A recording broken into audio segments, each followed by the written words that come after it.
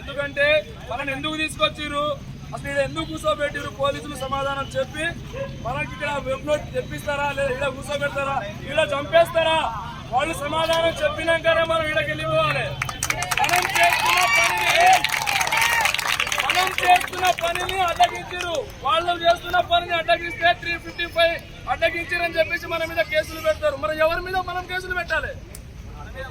మన హక్కులు మనం నిర్వినియోగం చేసుకోవాలి. మన హక్కులు సాధించడం కోసం విద్యాశాఖకు మనం పోతే వీళ్ళు తీసుకొచ్చిన పడేసిరు. ఎందుకు తీసుకొచ్చిరో కూడా వాళ్ళు సమాధానం చెప్పాలి. చెప్పేంత వరకు ఈ రోజు చివరి రోజు మనము ఈ రోజు వెబ్నెట్ తీసుకొచ్చుడో సచ్చుడో అనేది గవర్నమెంట్ కి తెలవాలి.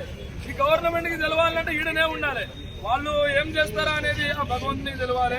వాళ్ళు తీసుకొస్తారా, మనల్ని తీసుకొని ఇక్కడ నుంచి పోతారా అనేది వాళ్ళు అంటే వాళ్ళ విజ్ఞతగా వదిలేస్తారు. ఎందుకంటే మనకంటే ఎక్కువ చదివిరు, ఇప్పుడు ఉద్యోగాల్లో ఉన్నారు, వాళ్ళు కూడా వాళ్ళ యొక్క కుటుంబాలను వాళ్ళు చూస్తూ ఉన్నారు. మన బాధలు కూడా వాళ్ళకి తెలుస్తాయి. మనం చేసిన మనం బాధలు పడుతున్న స్టేజ్ నుంచి పాపం పోలీసు ఏదైతే మన మిత్రులు ఉన్నారో ఆ బాధలు భరించుకుంటూ ప్రజెంట్ ఒక హోదాలో ఉన్నారు. వాళ్ళు మనకు సపోర్ట్ చేస్తారా లేదా మన సమస్యను ఇక్కడ నుంచే దొంగల దొక్కి మనల్ని బయటికి తీసుకుపోతారనేది పెద్దలు వాళ్ళకే మనం వదిలేయాలి.